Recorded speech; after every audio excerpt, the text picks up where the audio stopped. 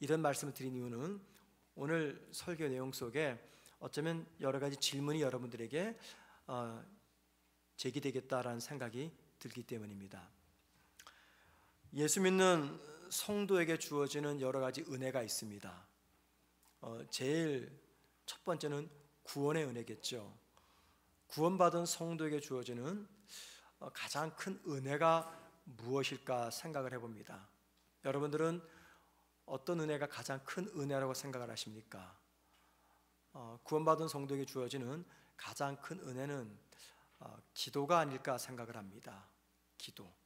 왜냐하면 성도는요, 기도를 통해서 하나님의 일하심을 경험할 수가 있고, 성도는 기도를 통해서 하나님의 능력을 경험할 수가 있고, 또 기도를 통해서 하나님이 어떤 분인가를 알 수가 있고, 기도를 통해서 내가 더 성숙한 신앙인으로 변화될 수가 있기 때문입니다. 그래서 기도란 무엇인가 라고 이야기할 때, 기도는 승리의 비결이며, 기도는 환경을 바꿀 수 있는 능력이며, 기도는 하나님의 마음을 움직이는 가장 강력한 힘이라고 말할 수가 있을 것 같습니다. 그런데 문제가 있어요. 기도를 하다 보면은요, 기도가 응답받는 기도가 있고 또 응답받지 못하는 기도가 있습니다. 응답받는 기도와 응답받지 못하는 기도. 예수님은 마가복음 11장 23절에서 기도와 응답의 관계에 대해서 이렇게 말씀을 해주셨습니다. 한번 들어보세요. 내가 진실로 너희에게 이르노니 누구든지 이 산더러 들리어 바다에 던져지라 하며 그 말하는 것이 이루어질 줄 믿고 마음에 의심하지 아니하면 그대로 되리라. 여기 보면요, 이루어질 줄 믿고 마음에 의심하지 아니하면 그대로 되리라. 응답받는 기도 조건 두 가지를 이야기하죠. 첫째, 의심하지 말 것. 둘째, 반드시 믿을 것이라고 말합니다. 즉, 의심하는 기도는 응답받지 못한다, 그 말입니다. 그래서 이런 말씀들을 근거로 해서 오랫동안 기도하고 있는데 아직 그 기도 응답을 받지 못한 경우에 내 마음속에 이런 생각이 들 수가 있을 겁니다. 그동안 내가 믿지 못하고 의심하는 기도를 해서 내가 응답받지 못했나, 이런 생각을 충분히 할 수가 있습니다. 자, 여러분, 하나님은 우리가 기도할 때 의심하지 않고 기도해야만 응답하실까요? 그러면 여러분들은 기도 응답받은 내용이 있는데 여지껏 기도할 때 한 번도 의심한 적이 없습니까? 여러분, 어떤 기도 제목 가지고 내가 100일 동안 기도를 했다 생각해 보십시다. 그 100일 동안 기도했는데 다 그대로 될 줄 믿고 기도하셨습니까? 아니면 100번 기도할 때 99번은 믿었다가 한 번은 살짝 의심했기 때문에 그동안 99번 기도했던 것은 다 꽝이 되는 겁니까? 주님은 우리가 기도할 때 의심하지 않고 기도해야만 응답해 주실까요? 주님은 우리가 금식기도 같은 간절한 마음으로 기도해야지만 응답해 주실까요? 오늘 우리가 읽은 본문은요, 기도하는 우리의 믿음과 마음의 간절함보다 더 중요한 게 무엇인가를 알려줍니다. 그걸 한번 여러분과 생각해 보려고 합니다. 헤롯이 예수님의 제자 야고보를 칼로 죽였습니다. 그랬더니 유대인들이 너무 기뻐하는 거예요. 그래서 헤롯이 으쓱해가지고 좀 더 자신감을 가지고 이번에는 제자였던 베드로를 옥에 가둡니다. 그랬더니 예루살렘 교회 성도들이 옥에 갇힌 베드로를 위해서 기도했고, 기도의 응답인지 모르겠지만 베드로는 하나님의 도움으로 감옥에서 빠져나옵니다. 이게 오늘 본문의 이야기입니다. 여러분, 야고보는 기도하지 않아서 참수형을 당한 것이고 베드로는 예루살렘 교회 성도들이 기도해 주었기 때문에 죽지 않고 감옥에서 빠져나온 것일까요? 야고보가 죽기 직전 기도했을까요? 하지 않았을까요? 어떻게 생각하십니까? 기도했다고 생각을 하죠. 순교의 잔이 자기 앞에 놓여 있을 때 그는 분명히 기도했을 겁니다. 그런데 기도했음에도 죽었습니다. 성경에는요, 죽음 앞에서 기도했음에도 죽었던 일들이 여러 번 나옵니다. 대표적으로 우리가 잘 아는 대로 스테반 같은 경우 죽기 직전에 그는 기도했습니다. 그런데 죽었습니다. 무슨 말이냐면 이겁니다. 야고보는 기도하지 않았기 때문에 순교를 당한 것이 아니고, 베드로는 기도했기 때문에 감옥에서 빠져나온 것이 아니다, 이 말씀을 드리고 싶은 겁니다. 오늘 본문에서 가장 중요한 주제가 무엇일까? 어쩌면 기도가 가장 중요한 주제처럼 보입니다. 왜냐하면 오늘 본문을 시작하는 5절은요, 이렇게 시작하고 있기 때문입니다. 교회는 그를 위하여 간절히 하나님께 기도하더라. 베드로 위해서 예루살렘 교회가 기도했다라고 말합니다. 이게 오늘 본문의 첫 시작이죠. 자, 12절은 또 이렇게 말합니다. 마가라 하는 요한의 어머니 마리아의 집에 가니 여러 사람이 거기에 모여 기도하고 있더라. 자, 5절과 12절은요, 기도에 관한 이야기입니다. 그 중간에 몇 절부터 몇 절이 있습니까? 6절부터 11절이 있어요. 이 내용은 뭐냐면 감옥에 갇힌 베드로를 하나님께서 천사를 보내 구원하시는 그 이야기가 기록되어 있습니다. 자, 그러니까는 이 본문의 구조에 의하면 기도 때문에 베드로가 감옥에서 구원받은 것처럼 보입니다. 여러분, 하지만 말입니다. 과연 베드로가 예루살렘 교회 성도들의 기도 때문에 감옥에서 구원받았을까? 라고 질문을 던지면 그것은 꼭 아닌 것만 같아요. 왜냐하면 베드로를 위해서 기도했던 성도들의 기도가 좀 문제 있는 기도였기 때문입니다. 자, 오늘 본문을 아무리 보아도요, 감옥에 갇힌 베드로를 위해서 이 성도들이 어떤 기도를 했는지 찾아볼 수가 없습니다. 왜냐하면 성경은 그 부분에 관해서 침묵하고 있기 때문입니다. 분명히 기도하기는 했어요. 그것도 간절히 기도했다라고 말합니다. 그런데 어떤 기도를 했는지 우리는 알 수가 없습니다. 그래서 이 상황을 우리가 염두에서, 또는 저와 여러분이 예루살렘 교회 성도라고 하면은 어떤 기도를 했을까? 제가 이번 한 주간 말씀을 준비하면서 생각해 보았습니다. 내가 예루살렘 교회 성도라면 나는 감옥에 갇힌 베드로 위해서 어떤 기도할까? 우리 교회들은, 성도들은 어떤 기도할까? 생각해 보았더니 비록 본문에는 나와 있지 않지만 제 나름대로 세 가지 가능성 있는 기도 내용을 짐작할 수가 있었습니다. 아마도 이런 기도를 하지 않았을까? 그 첫 번째, 예루살렘 교회 성도들은 감옥에 갇힌 베드로가 빠져나오기를 위해서 분명히 기도했을 겁니다. 이 말은 무사히 풀려나기를 위해서 기도했을 거예요. 자, 그런데 보세요. 베드로가 무사히 풀려나기를 위해서 기도하면서 막상 무사히 풀려난 베드로를 이 사람들은 믿지 않았습니다. 자, 15절 말씀 보세요. 그들이 말하되 내가 미쳤다 하나 여자아이는 힘써 말하되 참말이라 하니 그들이 말하되 그러면 그의 천사라 하더라. 무슨 말이냐면 베드로가 이제 감옥에서 빠져나와서 자기를 위해서 기도하는 성도들이 모여있는 이 마가의 어머니 집을 찾아갑니다. 문을 막 두들기죠. 그랬더니 로데라는 한 여자아이가 와서 베드로 목소리를 듣습니다. 그리고는 너무 놀라가지고 너무 신나서 안에서 기도하는 사람들 찾아가서 지금 베드로가 문 앞에 있다라고 말합니다. 그랬더니 베드로가 무사히 풀려나기로 해서 열심히 기도하던 성도들이 그 말씀 듣고 뭐라 합니까? 네가 미쳤냐? 네가 본 것은 그의 천사일 거야 라고 말합니다. 왜 이런 말을 했을까요? 그 당시 이스라엘 사람들은요, 사람이 죽게 되면 천사가 죽은 그 사람의 모습으로 다시 나타난다라고 믿었어요. 그러니까는 네가 본 것은 천사다, 그 말은 베드로가 죽었다 그 말입니다. 이게 얼마나 이율배반적입니까? 베드로의 무사히 풀려나기를 위해서 기도하면서 풀려난 베드로를 믿지 않고 베드로가 죽었다라고 말합니다. 초대교회 성도들은요, 베드로가 감옥에서 풀려나기를 위해서 기도했지만 기도의 응답을 믿지 않는 의심의 기도 혹은 불신의 기도를 드렸던 겁니다. 자, 두 번째, 이 예루살렘 교회 성도들은 베드로 위해서 어떤 기도를 했을까요?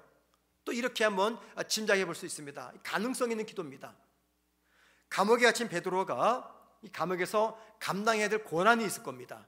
그게 뭐 채찍이든 무엇이든 아마 마지막 가서는 야고보처럼 참수형을 당할지도 모릅니다. 그래서 예루살렘 교회 성도들은 감옥에 갇힌 베드로 위해서 하나님, 감옥에 갇힌 우리의 지도자인 베드로가 거기서 찾아오는 모든 고난들을 넉넉히 감당할 수 있는 힘과 용기와 능력을 주옵소서, 이런 기도를 하지 않았나 제가 짐작해 봅니다. 왜냐하면 저라면 분명히 그렇게 기도했을 것 같아요. 자, 그런데 그렇게 기도했던 그들이 감옥에서 베드로가 나왔다는 소식을 듣고 이걸 믿지 않습니다. 왜 그럴까요? 그들의 기도에 의하면 베드로는 지금 어디에 있어야 되는 거예요? 감옥에 있어야 되는 거예요. 나오면 안 됩니다. 감옥에서 고난을 잘 감당할 수 있는 힘을 받아서 그 고난의 삶을 지나가야 됩니다. 베드로는 감옥에서 나오면 안 되고 감옥에서 있어야 됩니다. 자, 이들의 기도는 문제가 무엇입니까? 하나님은 감옥에 갇힌 베드로를 구원하실 수 있는 분이 아님을 그들은 알고 있었다.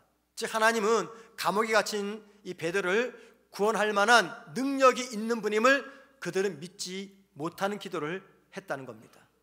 자, 세 번째, 짐작할 수 있는 기도입니다. 어떤 기도했을까? 이런 기도를 하지 않았을까 생각됩니다. 베드로가 야고보처럼 처형당하지 않고, 즉 참수형 당하지 않고 그냥 채찍 좀 맞고 가벼운 형벌을 받아서 무사히 풀려나기를 위해서 기도하지 않았을까, 이런 생각을 합니다. 충분히 그랬을 것 같아요. 만약에 이들이 이런 기도를 했다면 베드로가 지금 문 앞에 있다는 소식을 듣자마자 어떻게 해야 됩니까? 아, 우리의 기도가 응답됐구나 해서 반가운 모습으로, 반가운 마음으로 바깥으로 나가서 베드로에게 달려갔을 겁니다. 그런데 그들은 문을 두드리는 사람을 뭐라고 말합니까? 죽은 베드로의 천사라라고 말합니다. 보세요, 베드로가 가벼운 형벌을 받고 풀려나게 해주세요 라고 기도하면서 그들은 지금 베드로가 죽은 것으로 생각을 하고 있었던 것입니다. 제가 오래전 부목사로 사역을 할 때 인천에서 제가 담당했던 교구에 한 나이 많으신 권사님이 질병으로 병원에 입원하셨어요. 인천에 가면 길병원이 있는데 거기 입원하셨어요. 그래서 제가 이제 신방을 갔습니다. 그 권사님과 친한 권사님들 몇 분을 모시고, 지금은 이제 코로나 때문에 없어진 문화인데 제가 이제 부목사 시절 때는요, 이게 병실에 개인실이 아니라 여러분이 지게 누워 계시잖아요. 그래도 교회에서 신방 가면 꼭 예배를 드렸습니다. 찬송을 부르고. 지금 생각하면 참 기독교가 무례한 종교구나, 그렇게 생각할 것 같아요. 거기 예수 믿는 사람도 있는가 하면은 믿지 않는 사람도 있는데 그 사람들 전혀 신경 쓰지 않고 그냥 우리끼리 좋아서 예배 드리는 거예요. 찬양하고. 얼마나 시끄럽습니까? 예. 근데 그때 뭐 교회에서 하라고 하니까 부목사님이 하는 거고 또 그렇게 쭉 해왔어요.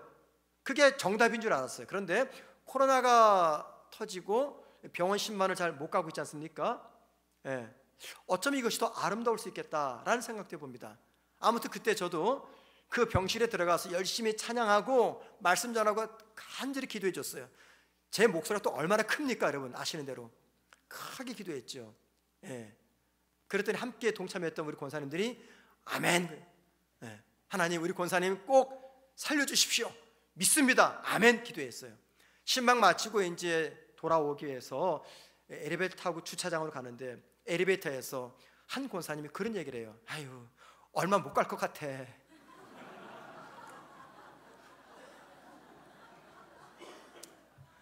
하나님 살려줄 줄 믿습니다, 아멘 그래 놓고 얼마 못 갈 것 같아. 그랬더니 또 옆에 있는 권사님들이 맞아 이 불쌍해서 어때 이렇게 하고. 예. 그게 생각이 납니다. 지금 이 예루살렘 교회 성도들이 그런 기도를 하고 있는 거예요. 예. 저는 지금까지 비록 성경에는 기록되어 있지 않지만 예루살렘 교회 성도들이 이 베드로를 위해서 했을 법한 가능성 있는 기도 3가지를 여러분에게 전했습니다. 여러분, 감옥에서 풀려난 이 베드로를 대하는 그들의 반응을 보면서 중요한 것을 발견합니다. 감옥에 갇힌 베드로를 향한 그들의 기도는 어쩌면 간절한 기도였는지는 모릅니다. 간절한 기도인지 몰라요. 그러나 그들의 기도는요, 의심의 기도를 넘어서 불신하는 기도였습니다. 제가 설교를 시작할 때 언급했던 마가복음 11장 23절 기도와 응답의 관계에 관한 이 말씀에 의하면 초대교회 성도들의 기도는요, 하나님이 절대 응답할 수 없는 기도입니다. 왜냐하면 의심하는 기도, 믿지 않는 기도는 절대 하나님이 응답하지 않겠다 주님 말씀하셨잖아요. 그래서 이 본문을 해석하는 톰 라이트라는 영국의 신학자는 이 본문을 가리켜서 성경에서 가장 웃기는 코미디 같은 장면이다 라고 해석을 했어요. 여러분, 왜 본문을 가리켜서 성경에서 가장 웃기는 코미디라고 말할까요?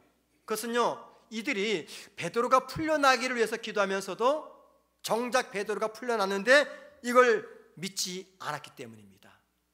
그런데 이 말씀을 계속 묵상하는 가운데 코미디 같은 이 말씀이 오늘 저에게, 여러분에게 큰 위로를 줍니다. 왠지 아십니까? 주님은 의심하지 않는 기도에만, 믿는 기도에만 응답하겠다 말씀하셨어요. 의심하는 기도에는, 믿지 못하는 기도에는 응답하지 않겠다 말씀하셨는데, 지금 이들은요, 의심을 넘어서 이 불신의 단계까지 가서 기도하는데도 하나님은 그들의 기도에 응답하셨기 때문입니다. 오늘 말씀은 기도에 관한 말씀임을 틀림이 없습니다. 기도에 관해서 중요한 것을 알려줍니다. 우리가 기도할 때 의심하지 말고 믿음으로 기도해야 된다, 이걸 알려줍니다. 그런데 여러분, 잘 들어보세요. 잘 들어보세요. 생각하시며 들어보세요. 무조건 듣지 마시고 생각하시면서, 우리의 기도가 응답되는 것은 기도하는 우리의 믿음의 자세에 있지 않고 우리 기도에 응답하시는 하나님의 의지에 달려 있습니다. 이 말은 기도하는 우리의 믿음의 기도가 중요하지만 더 중요한 것은 그 기도에 응답하고자 하는 하나님의 원하심이 더 중요하다는 것입니다. 누가는 지금 초대교회 성도들을 위대한 믿음의 영웅으로 소개하지 않습니다. 하나님에 대해서 반신반의하고 믿었다 의심했다 오락가락하는 믿음 없는 사람으로 소개하고 있습니다. 그래서 여러분, 이 베드로를 위해서 기도하는 이 성도들의 모습에서 누구를 볼 수 있냐면, 믿음이 연약한 나, 믿었다 의심했다 오락가락하는 나의 연약함, 여러분의 연약함의 모습을 보게 됩니다. 그리고 믿었다 의심했다 오락가락하는 기도임에도 불구하고 가장 좋은 모습으로 응답하신 하나님은 믿었다 의심했다 오락가락하는 우리의 기도에도 가장 좋은 선물, 가장 귀한 은혜로 응답해 주실 것을 믿습니다. 베드로가 감옥에서 빠져나올 수 있었던 이유는요, 성도들의 믿었다 의심했다는 기도 이전에 그를 구원하시고자 하는 하나님의 원하심이 있었기 때문입니다. 오늘 본문 6절 말씀 보면은요, 이 베드로의 상황이 얼마나 심각한지를 알 수 있어요. 자, 감옥에 베드로만 갇힌 게 아니죠. 병사 2사람 다 함께 갇혔습니다. 왜 갇혔을까요? 그것은요, 쇠사슬을 자기들의 몸에 묶고 양쪽에 가운데 베드로에게 묶기 위해서입니다. 이제 그리고 베드로는 감옥에 갇힌 거예요. 2 병사와 함께. 뿐만이 아닙니다. 바깥에서는요, 감옥 바깥에서는 2명의 또 다른 병사들이 감옥에 있는 이 베드로를 지켜보고 있습니다. 뭘 보여줍니까? 감옥에서는 절대 도망칠 수 없고 날이 밝으면 참수형을 당해야만 되는 이 베드로의 절체절명의 상황을 보여주고 있습니다. 우리는 적어도 베드로처럼 예수를 믿는다고 생명의 위협을 당하지는 않습니다. 우리 삶에 많은 고난이 찾아오죠. 그 고난도 우리의 생명을 위협하지는 않습니다. 고난 때문에 힘들 수는 있습니다. 많이 아픕니다. 하지만 그 고난이 우리의 생명을 위협하지는 않습니다. 그런데 인생의 고난에 관련해서 이런 말이 있습니다. 우리가 당하는 생의 모든 고난들은 작은 죽음이다. 우리가 이 땅에 살면서 당하는 모든 고난들은 작은 죽음이다. 이런 말이 있어요. 여러분, 우리가 어떤 고난을 겪습니까? 대표적으로 돈의 고난을 당하죠. 돈 문제. 또 건강 문제 당합니다. 은행 대출이자 갚는 것 때문에 힘이 듭니다. 사업이 위태롭습니다. 자식이 속썩입니다. 이런 고난들이 우리에게 찾아오는데 이게 바로 우리에게 찾아오는 작은 죽음이다. 그런 이야기를 합니다. 이런 작은 죽음과 같은 고난들이 시도 때도 없이 찾아옵니다. 그래서 베드로가 직면했던 이 삶의 위기가 내 삶에 찾아오는 작은 죽음 같은 고난을 생각나게 합니다. 여러분, 이런 상황에서 우리가 무엇할까요? 앞서 말씀드렸지만 베드로의 탈출 이야기는요, 기도라고 하는 주제로 쌓여져 있습니다. 따라서 본문이 우리에게 전해주는 교훈 중에 하나가 기도임에 틀림이 없습니다. 작은 죽음과 같은 고난이 밀려올 때 우리가 기도해야 됩니다. 그런데 여러분, 잘 들어보세요. 기도할 때 의심하지 말고 기도해라 라고 오늘 성경은 강조하지 않습니다. 기도할 때 의심하면서 기도하면 절대 응답 없다, 이 이야기 강조하지 않습니다. 기도할 때 뜨겁게 열정적으로 기도해라, 이것도 강조하지 않습니다. 기도할 때 믿음으로 기도해라, 이것도 강조하지 않습니다. 기도할 때 불신하면 절대 응답하지 않겠다, 이 말하지 않습니다. 오히려 오늘 본문은요, 기도할 때 내 뜻보다 하나님의 뜻이 고난당하는 내 삶에서 이루어지기를 위해서 기도해라 라고 강조합니다. 야고보가 죽고 나서 이제 베드로가 죽음의 위기에 닥쳤습니다. 베드로는 야고보처럼 죽음 앞에서 기도했습니다. 그런데 하나님은 야고보와는 달리 베드로는 구하셨어요. 우리는 하나님이 왜 두 사람이 똑같이 기도했는데 야고보는 죽게 하시고 베드로는 살려내셨는지 그 이유를 모릅니다. 그래서 그냥 이렇게밖에 생각할 수는 없어요. 하나님이 보실 때 베드로는 야고보보다 더 오래 살아야 될 이유가 있었구나, 이렇게밖에 생각이 안 돼요. 베드로가 왜 야고보보다 더 오래 살아야 되는가, 그 이유가 무엇인가 궁금하지만 오늘 설교의 주제는 이게 아니기 때문에 그냥 넘어갑니다. 중요한 것은요, 베드로가 더 오래 살아 있어야 되는 것, 이것은요 예루살렘 교회 성도들의 기도 이전에 하나님의 원하심이었다는 것입니다. 그리고 이거는요 기도와 응답에 관해서 우리에게 중요한 것을 알려줍니다. 기도하는 나의 믿음보다 더 중요하고 말씀에 순종하는 나의 믿음보다 더 중요한 것은 다름 아닌 하나님의 원하심이라는 것입니다. 믿음으로 기도하면 하나님은 틀림없이 내 삶에 찾아온 고난을 물리쳐 주실 거야 라는 믿음으로 기도하는 거, 이거 중요합니다. 하나님 말씀에 순종하는 나의 믿음의 순종도 중요합니다. 그러나 믿음의 기도와 믿음의 순종보다 더 중요한 것은요, 의심하는 나의 기도, 불신하는 나의 기도에 응답하고자 하는 하나님의 원하심입니다. 하나님의 원하심이 없으면요 100%의 확신과 믿음으로 기도해도 절대 응답은 주어지지 않습니다. 그러나 하나님의 원하심이 있으면 내가 의심하는 기도, 불신하는 기도를 해도 거기에는 응답이 있습니다. 물론 하나님은 의심하는 기도보다 믿음으로 기도하는 기도를 더 좋아하십니다.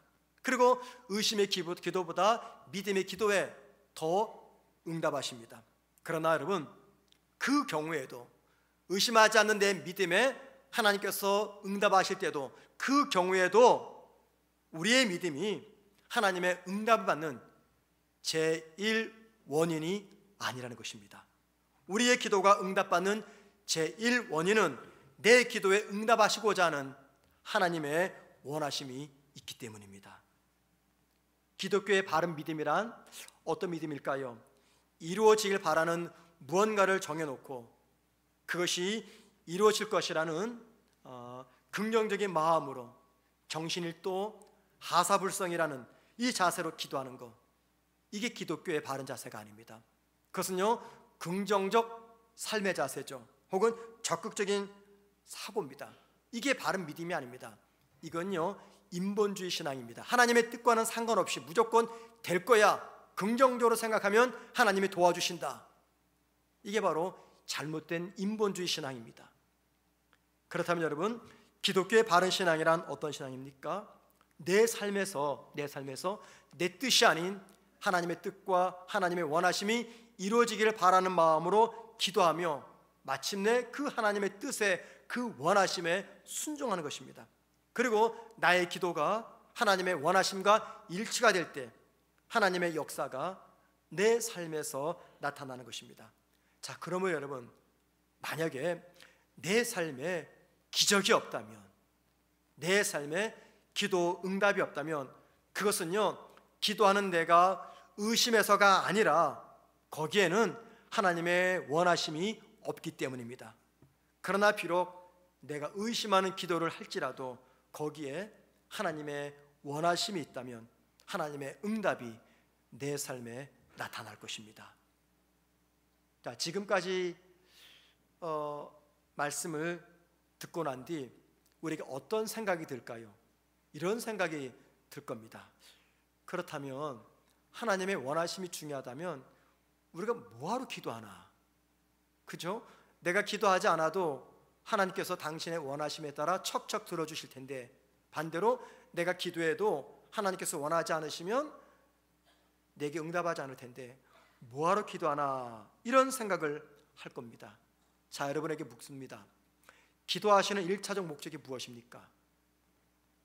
종종 새벽 예배 때 평소에 잘 나오지 않던 성도들이 갑자기 나오면요, 목사가 기쁜 생각보다도 염려가 생겨요. 저 가정에 무슨 힘든 일이 찾아왔나. 한두 번 나오다가 안 나오면은 잠깐 실수했구나 생각할 텐데 계속 나오세요. 그러면 저 집에 뭔 일이 있구나 이런 생각이 듭니다. 여러분, 기도하신 1차적 목적이 무엇입니까? 내가 필요한 것을 하나님의 능력을 이용해서 얻어내는 것, 이게 기도의 1차적 목적입니까? 기도는 나에게 닥친 삶의 위기를 무사히 건너갈 수 있도록 하나님께 도움을 구하는 겁니까? 물론 그것도 기도가 맞습니다. 그런데 그것을 기도의 전부라고 이야기하면 우린 기도를 너무나 모르는 겁니다. 여러분, 기도를 통해서 내 삶에 찾아온 그 어려움의 이유가 무엇인지를 깨달을 수가 있습니다.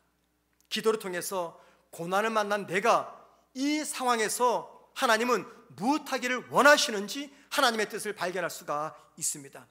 그리고 그 하나님의 원하심을 깨달아서 그 고난의 가운데서도 하나님의 원하심대로 살아가기 위해서 결단하며 나아가는 것, 이게 바로 기도의 목적입니다. 그리고 그런 기도를 통해서 하나님의 원하심이 무엇인지 깨달아질 때, 그때 나에게는요, 이전에 없던 믿음의 확신이 생깁니다. 그 확신이 어떤 확신입니까? 내 인생은 하나님의 전능하신 손에 붙잡혀 있다라는 확신이 생깁니다. 이게 무슨 말이냐면 결국 기도를 통해서 하나님의 살아계심을 확실하게 경험할 수 있다는 것입니다. 그리고 그 결과 나의 믿음은 이전보다 더 견고해지고 더 성숙해집니다. 이런 은혜가 어떻게 주어집니까? 기도를 통해서 주어진다는 겁니다. 베드로를 위해서 기도했던 성도들이 베드로가 살아온 것을 목격했을 때 얼마나 큰 충격을 받았을까요? 오죽 큰 충격을 받았으면 그 천사라고 말하지 않겠습니까? 큰 충격 받았어요. 그런데 여러분, 6절 말씀 보면 그들이 문 앞에 있는 베드로를 보고 몹시 놀랐다 말하는데 놀라기만 했을까요? 놀라기만 했을까요? 그들은 분명히 또 다른 것을 깨달았을 겁니다. 그게 뭘까요? 하나님은 자신들의 믿음 없는 기도, 의심하는 기도조차도 신실하게 응답하시는 분임을 그들은 깨달은 겁니다. 만약에 이들이 모든 건 다 하나님 알아서 하셔 라고 생각해서 기도하지 않았다면 베드로가 살아온 기적을 경험했을 때 그들은 어떤 생각을 했을까요? 하나님의 능력의 결과라 생각하지 않고, 그들의 기도에 응답하신 하나님의 은혜라 생각하지 않고, 하룻밤 사이에 강팍했던 헤롯의 마음이 조금 누그러져서 그냥 곤장 몇 대 때리고 풀어준 것으로 생각을 했을 겁니다. 하나님의 능력이나 하나님의 원하심에 대해서 생각조차 하지 않았을 거예요. 여러분, 그래서 바로 이런 이유 때문에 분명히 모든 것들은 하나님의 주권과 섭리와 원하심에 따라 행하시지만, 그럼에도 불구하고 이런 이유 때문에 우리가 기도해야 된다는 겁니다. 기도해야지 나의 기도를 통해서 일하시는 하나님의 능력을 체험할 수가 있습니다. 자신은 원치 않는 고난이 하나님의 뜻임을 알게 되었을 때 그 뜻을 따르기 위해서 고난과 삶의 가시를 수용하는 것이야말로 성숙한 성도의 모습이라고 생각합니다. 자신은 원치 않는 하나님의 뜻을 수용하게 하는 그 능력, 어떻게 주어질까요? 기도를 통해서 주어집니다. 그러므로 하나님의 원하심이 중요함에도 불구하고 왜 기도해야 됩니까? 왜 그렇습니까? 의심하는 기도라도 하지 않으면, 불신하는 기도라도 하지 않으면, 오락가락하는 기도라도 하지 않으면 하나님의 원하심이 무엇인지 진짜 모르기 때문입니다.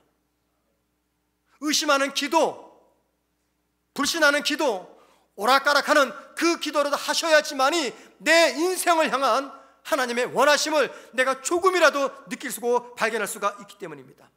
그러다가 이제 마침내 기도가 깊어지게 되면요, 하나님의 뜻이 무엇인지 알게 됩니다. 그 결과 내 뜻을 내려놓고 하나님의 뜻을 따라가는 성도로서 우리가 변하게 되는 겁니다. 그래서 기도할 때마다 우리가 잊지 말아야 될 기도 내용이 있습니다. 주님, 내가 기도하는 여기에 당신의 원하심이 있으십니까? 주님, 내가 기도하면서 바라는 소망이 있는데 이 소망을 하나님이 기뻐하십니까? 주님, 내가 지금 이 문제 때문에 힘들어서 기도합니다. 주님, 이 기도에 당신의 원하심이 있으십니까? 주님, 내가 간절히 바라고 기대하고 소망하는 꿈이 있습니다. 그 꿈이 하나님을 기쁘게 해드립니까? 이런 내용이 우리 기도 속에 담겨져 있어야 됩니다. 내 뜻 내려놓고 하나님의 뜻, 하나님의 원하심을 따라가면 내가 손해본다라고 생각할 수가 있습니다. 그런데 여러분, 정반대입니다. 내 뜻 내려놓고 하나님의 뜻과 하나님의 원하심을 따라가야지 내가 살 수 있습니다. 믿음의 기도했던 야고보는 순교했고, 의심의 기도했던 예루살렘 교회 성도들의 기도 덕분에 베드로는 감옥에서 빠져나왔습니다. 똑같이 기도했어요. 그런데 왜 베드로는 살려내시고 야고보는 죽게 하셨습니까? 자, 이런 일은요, 야고보나 베드로뿐만이 아니라 우리의 삶에도 얼마든지 경험할 수 있는 일입니다. 나는 열심히 오랫동안 기도했는데 아직까지 응답이 없어요. 그런데 누구는 잠깐 기도했는데 응답받았다고 셀 모임 때 간증을 합니다. 나는 수십 년 기도하고 있어요. 아직도 응답이 안 돼서 내 마음속에 타들어가는데 누구는 단 일주일 기도하고도 응답받아서 너무 좋다고 간증을 합니다. 여러분, 하나님이 왜 누군가의 기도는 응답하시고 누구의 기도는 거절하십니까? 오늘 본문을 통해서 확인하는 것은요, 나의 기도가 믿음의 기도이기 때문에 응답하고 나의 기도가 의심하는 기도이기 때문에 하나님이 거절하는 것은 아닌 것 같습니다. 우리의 기도에 하나님의 원하심이 있는가 하는 문제입니다. 그래서 여러분, 기도의 응답은요, 하나님의 신비의 영역에 속한 것입니다. 여러분, 기도한다고 솔직히 내가 소망하는 모든 것들이 이루어지지 않습니다. 기도해도 쓰러져가는 나의 사업이 회복되지 않을 수도 있습니다. 기도해도 내 몸에 찾아온 질병이 낫지 않을 수도 있습니다. 기도 이전에 그 문제를 해결하고자 하는 하나님의 뜻과 원하심이 있어야 됩니다. 기도 이전에 사업을 다시 회복시키고자 하는 하나님의 원하심이 있어야 됩니다. 기도 이전에 내 몸에 찾아온 이 질병을 낫게 하시는 하나님의 원하심이 먼저 있어야 됩니다. 이런 말을 들으면 하나님이 하시는 일이 너무 불공평해서 따지고 싶은 마음이 듭니다. 모든 것이 하나님의 원하심에 따른 결과라고 한다면 나의 기도는 무엇이며 무엇 때문에 시간마다 기도하라 라고 말씀하시는 것인가 따지고 싶어요. 그런데 여러분, 제가 이 말씀을 준비하면서 큰 은혜를 받은 부분이 있습니다. 하나님의 원하심을 강조하는 이 말이 저한테 큰 은혜가 되었어요. 왠지 아십니까? 비록 나의 기도가 깊지 못하고, 비록 내가 오랫동안 기도하지 못하고, 비록 나의 기도가 믿었다 의심했다 오락가락하는 기도일지라도 하나님은 그런 나의 기도를 책망하지 않는다는 겁니다. 반신반의하는 나의 기도를 따라서 당신의 일을 진행하지 않고 당신의 뜻과 원하심을 따라서 당신의 일을 진행하신다는 겁니다. 내가 비록 기도를 의심하면서 해도, 비록 내가 오락가락하는 믿음을 가지고 기도해도 기도의 자세에 따라 응답하신다는 하나님의 말씀이 있지만, 그럼에도 불구하고 내 기도 자세 이전에 하나님의 원하심이 먼저 앞선다는 이 말이 저에게는 큰 위로가 되었습니다.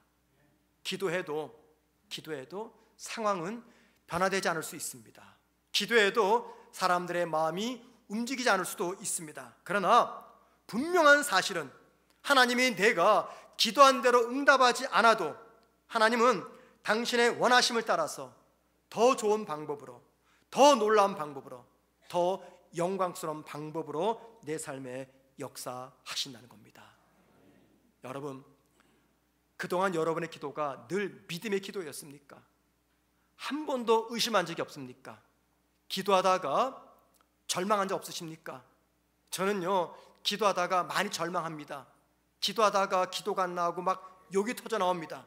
하나님, 내가 이 사람을 용서하고 싶어요. 품고 싶어요.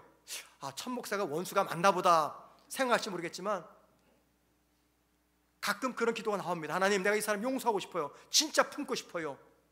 근데 동시에 우라통이 치밀어 오릅니다. 그 기도 하나님 들어주겠습니까? 하나님, 우리 교회가 교육관을 건축하려고 합니다. 이 정도 규모로 지으려고 합니다. 열심히 기도해놓고 하나님 도와주세요 해놓고 돌았으면 이거 안 될 텐데, 교인들이 시험대로 다 떠날 텐데, 헌금도 안 할 텐데. 여러분, 제 기도 봐도요, 의심하는 기도, 갈팡질팡하는 기도, 믿었다 의심했다 오락가락 기도 너무나 많습니다. 그런데 하나님은 그런 내 기도의 자세에 따라서 응답하지 않고 내 삶을 바라보실 때 하나님께서 이제 됐다 싶으시면 하나님의 응답의 선물을 내게 주십니다. 그래서 저는 충격을 받아요. 내가 이 정도 기도하지 않았는데, 이 기도에 응답받는 것보다도 하나님께 야단 맞을 더 많이 했는데 이게 웬 은혜인가, 이런 생각을 하게 되는 거죠. 여러분의 기도는 어떻습니까?